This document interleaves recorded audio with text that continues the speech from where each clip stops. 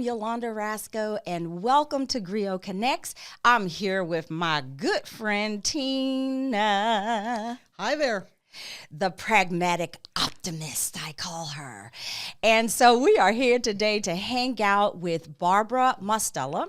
She's an incredible author, you guys. She lives here in Atlanta. I wish we would have brought her into the studio, but maybe another time. But we're going to talk about her book. It's one of the trilogy. It's the last in the trilogy, and it's called Why Now?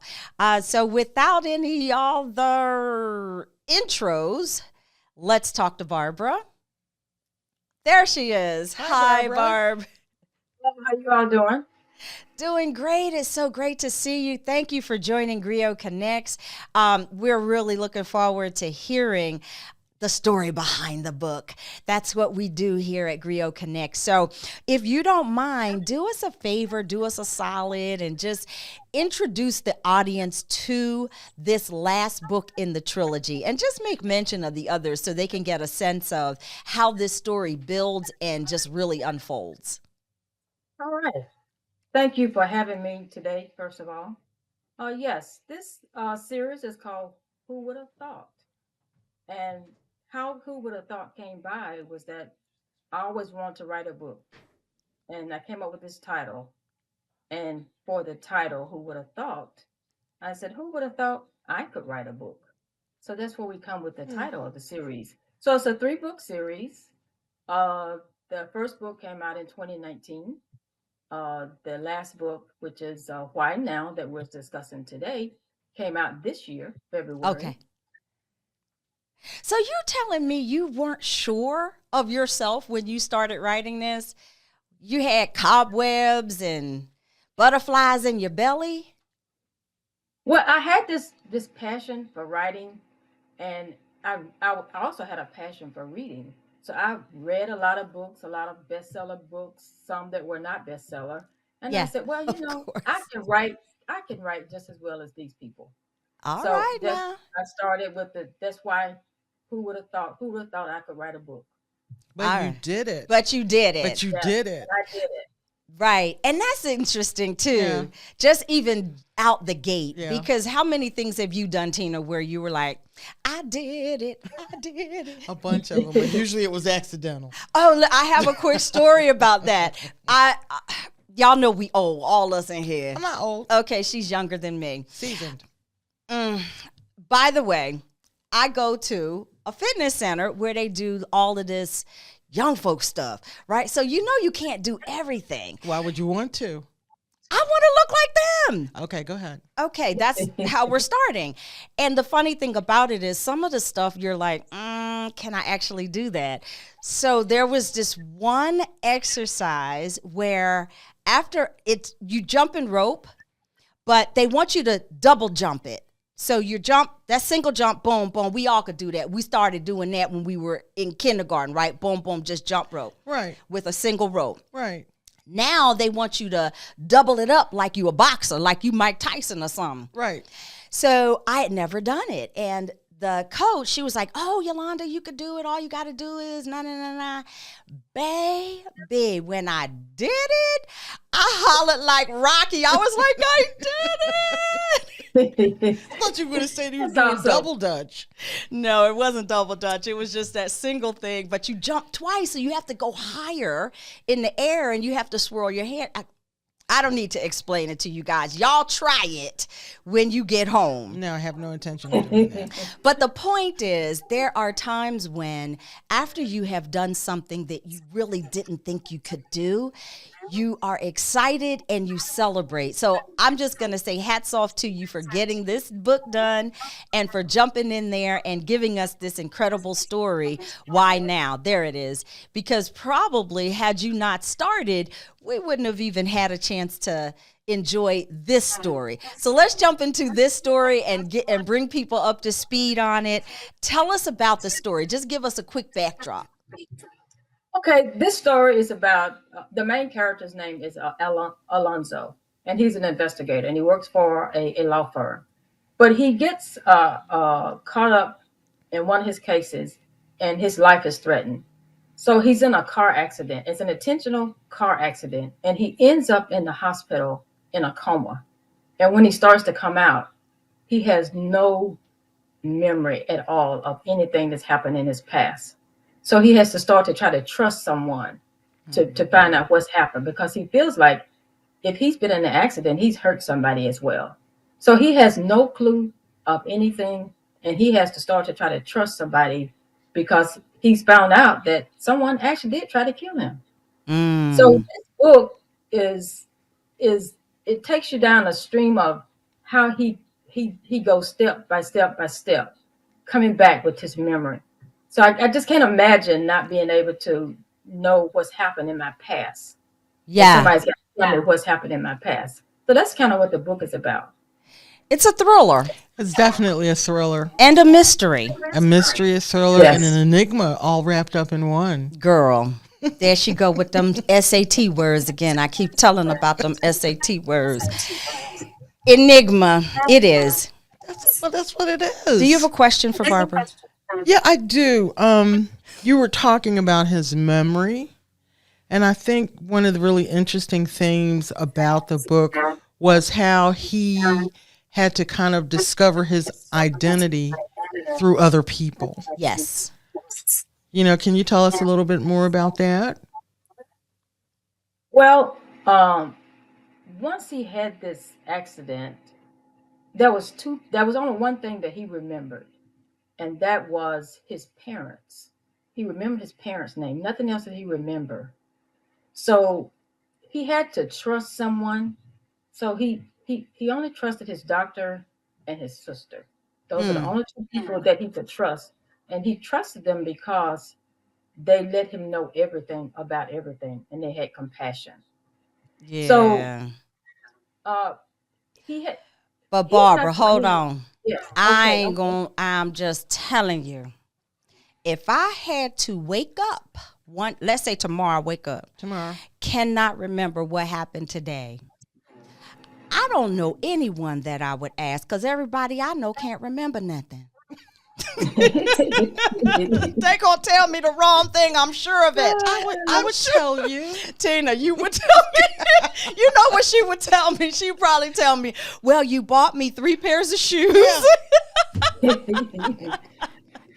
I don't know who I could trust for that. Yeah, but that's a theme, and I think it's helped his discovery of himself through other people Yeah. was really, really the most interesting part about I'm going to tell the you, Barbara, I journey. agree. I agree. Yeah. Discovering himself through the voice of other people, I thought that was marvelous the way you unraveled his knowing, how he came to know, every bit who he was. It was always bits and pieces that came to him. I'm going to ask you about the past, though, because in this story, the role of the past, because he couldn't remember anything in his present, what happened in his past is what he was in search of. He was trying to figure out what happened. What happened here? Well, what happened there? And so isn't it interesting? What struck me and gave me pause is how important your past is to understanding your present. Your present condition is dictated by what happened yesterday. Amen, somebody. Amen. And so in this case, he was trying to figure out, how did I end up in the hospital? And how many times have I sat with myself and said, how did I end up here? Y'all know nothing about that. No, I don't. Oh, God. Now she done took the line, y'all. But that was one of the things that I thought that this character, what made him interesting to me and what made him endearing is, of course, there was empathy for him. And of course, he's trying to explore, the minds of all these people and put all of these different pieces together. But it was just amazing how that past kept creeping up and biting.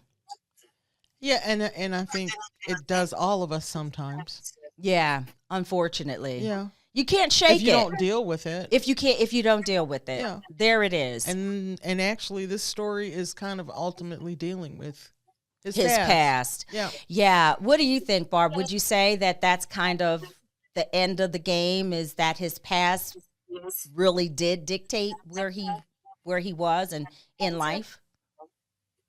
You know, most of us, uh, we have things that contribute to our past, and we get in trouble when we try to forget the past. All Mm. kinds of things happen.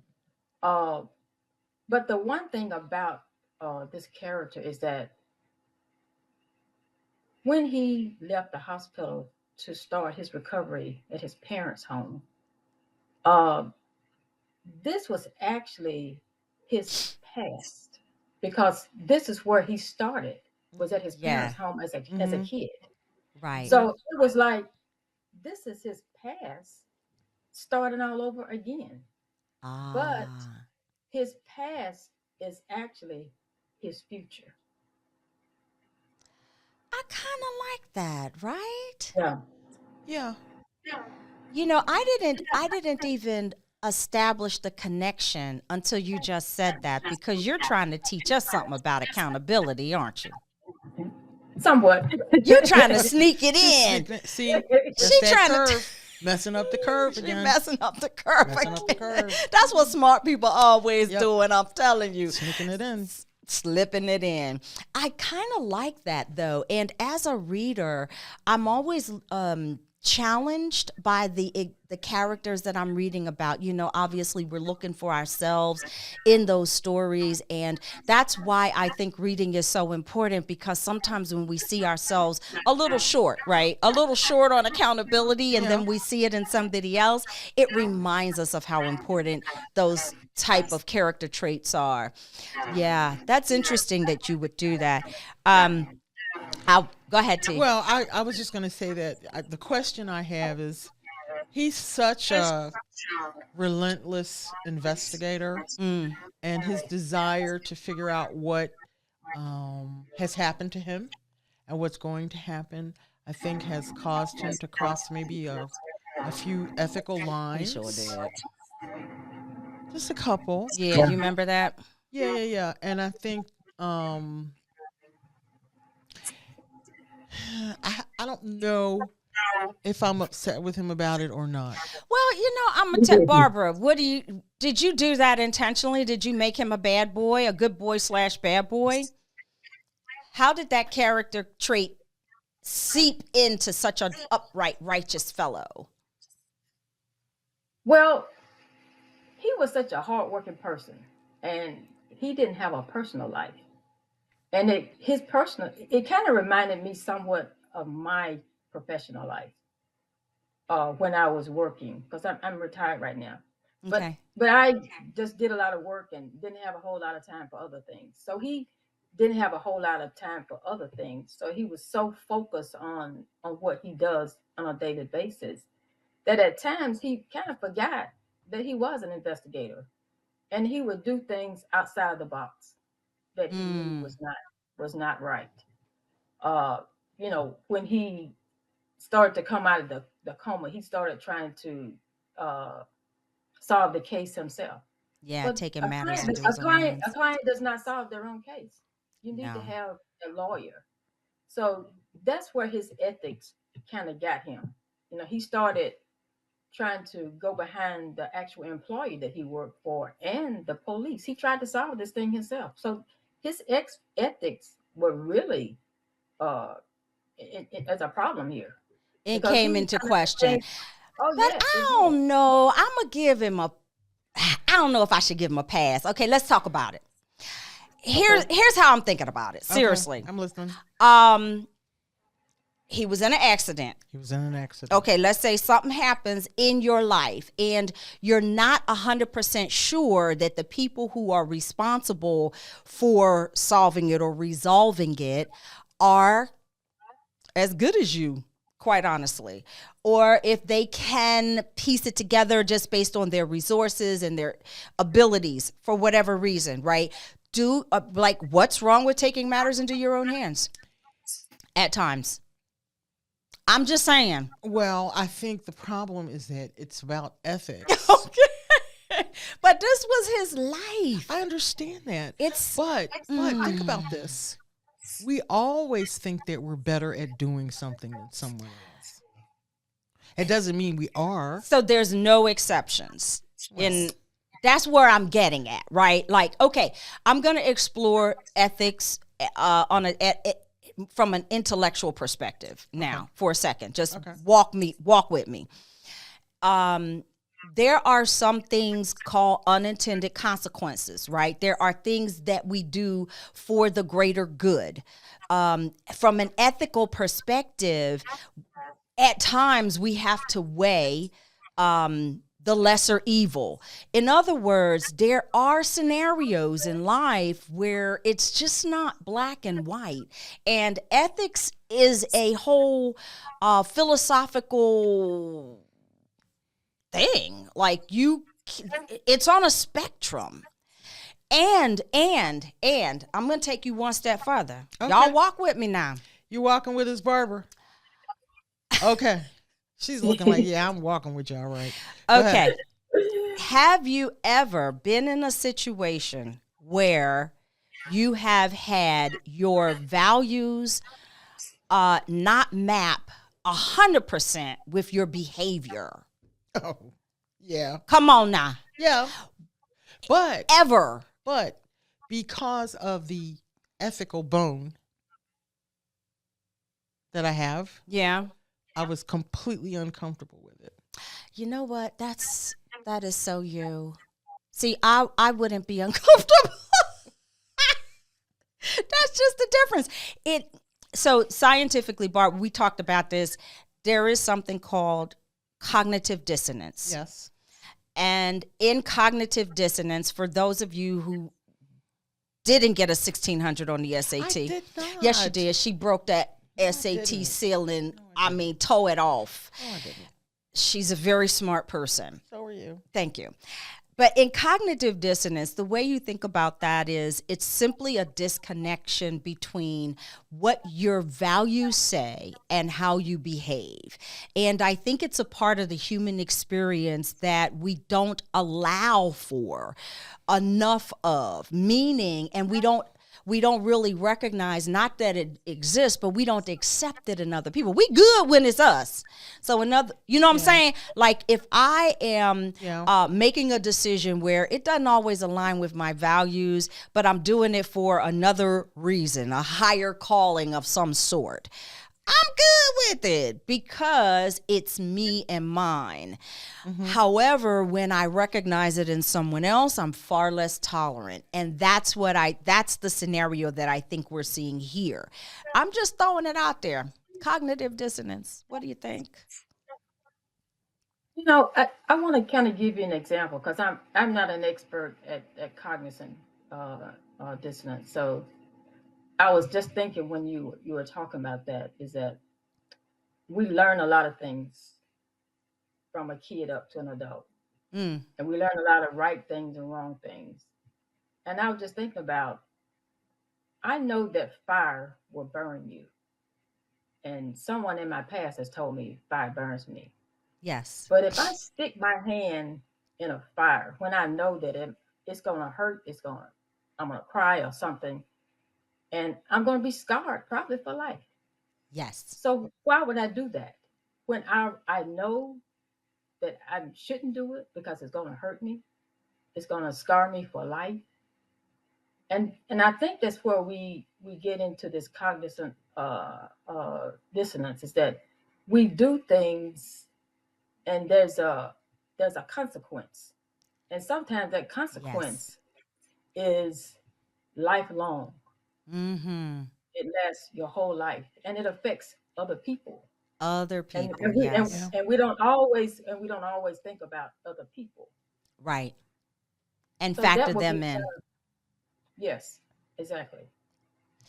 Yeah, I would have to agree with that, Tina. Yeah. We talked about that with indiscretions and did. consequences. We talked about consequences. Lots of we consequences. Talked about a whole bunch of consequences. Yes, indeed. And the funny thing about consequences, like you say, you had to live with them Johns for a long time. Yeah, and a lot so of choose times wisely, right? we choose to just override the consequences. Yeah. And keep moving. Keep right on moving, barreling through. Yeah. Yeah. Well, that speaks to that whole ethics question. I was going to ask you about truth and the nature of truth in that uh, funny thing, we're living in an era. This is what we're calling post-truth era. And we know why. We're not even going to go into that.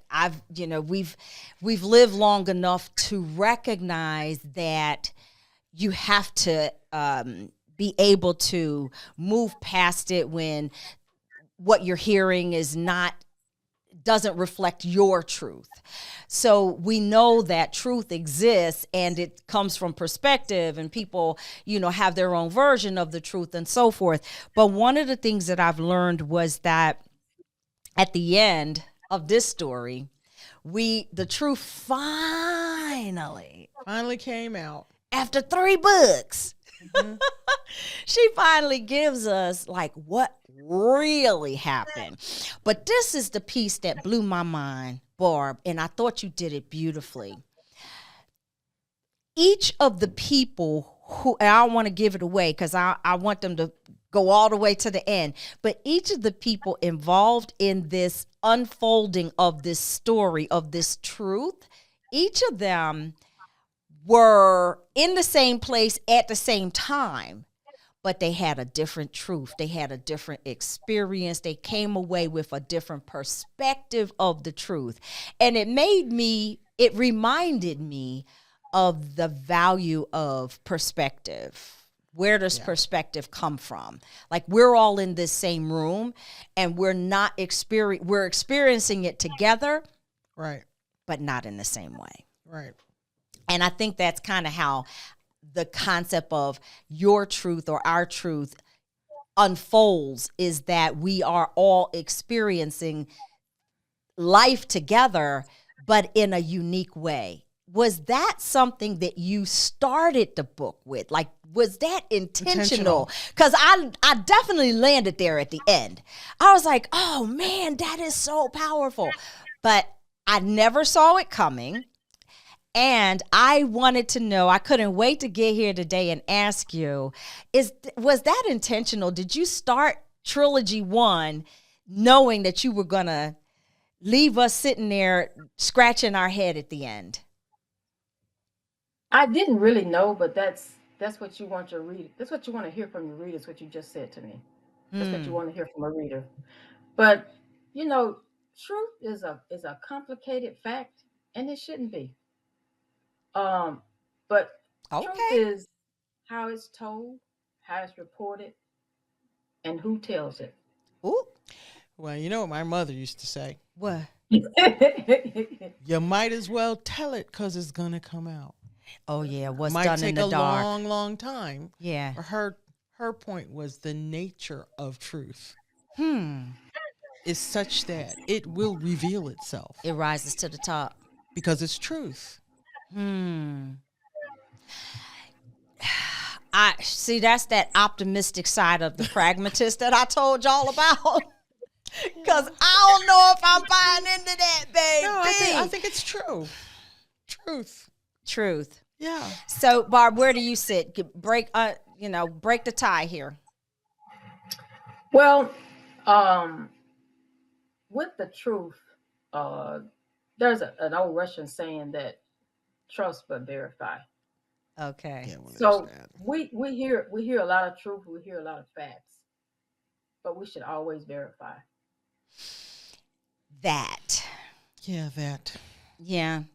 And, it reminds me that in order to operate in a world where the truth is sometimes colored, some of the things that you have to do is be able to sort through what's true and what's not. And that is a science in and of itself, being resourceful enough to be able to discern, to be able to do some research, some personal investigation, to query, to ask questions, good questions, right? To challenge and to really be able to, explore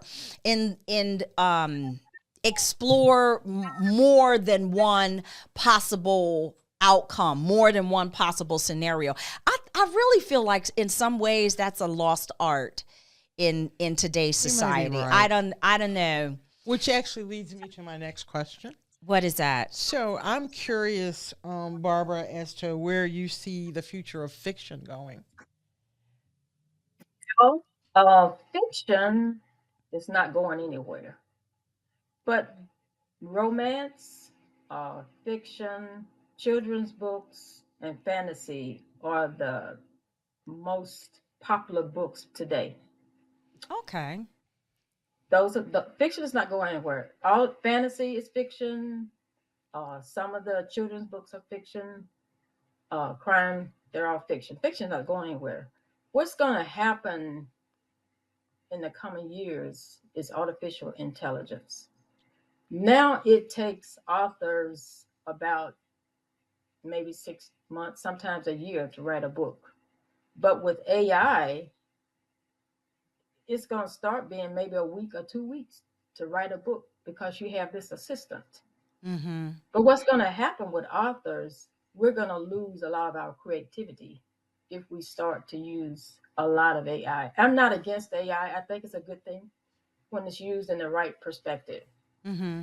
But fiction overall is not going anywhere. It's going to still be around. So do you see your own work evolving, maybe using Right. AI or? Well, when I'm writing, some of the editing I do, I sometimes use AI, but I don't use it extensive yet Mm-hmm. because I'm not that well versed in it yet. I'm just learning AI Yeah. as a lot of other people are, because Yeah. it can be used in a way that it really hurts people, or even if you're not writing a book. So you have to be careful how it's used. So Yeah, we it's a have Yeah. AI. tool. It's a tool, like It's a a tool. hammer. Too. It's a tool. You can We have smash a AI. window or you can build a house, right? Exactly, Yeah. exactly. But Right. I'm gonna continue to write fiction, but within the next year, I'm writing two books that I've of a category that I've never written before. One of them is an instructional book, and the other one is a historical book. So both of these are going to be a challenge for me because I've only just written fiction books. So that's my future coming. But after those two books, I will go back to fiction. That's going to be exciting. That is going to be It's going to be exciting, really Barbara. I can't exciting. wait.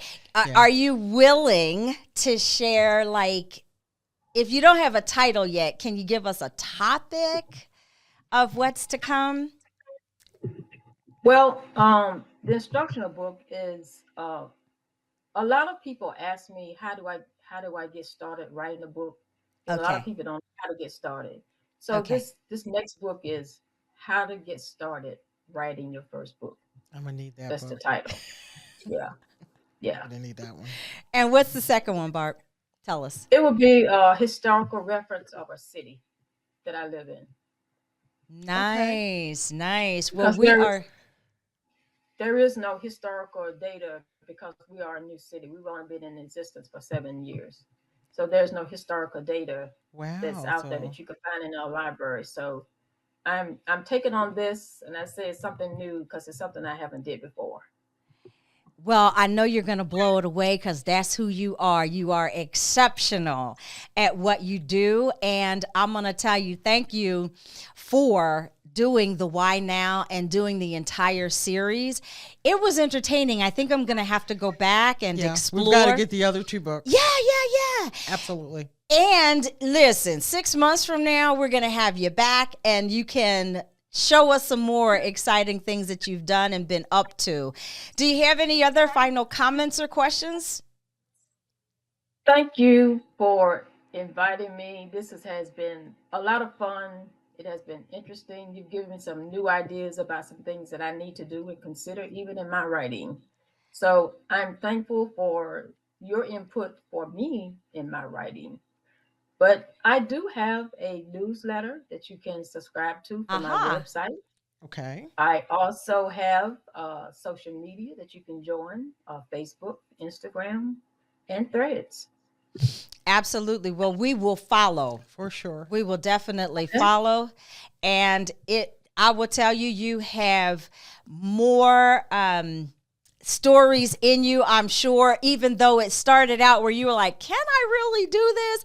I am certain that you have proven to the world that you are good at what you do, not just in telling stories, but now you're about to expand what you've done in writing. And so we look forward to it. All here for it. Yeah, we're here for it. And Barbara, just so you know, I accept galleys.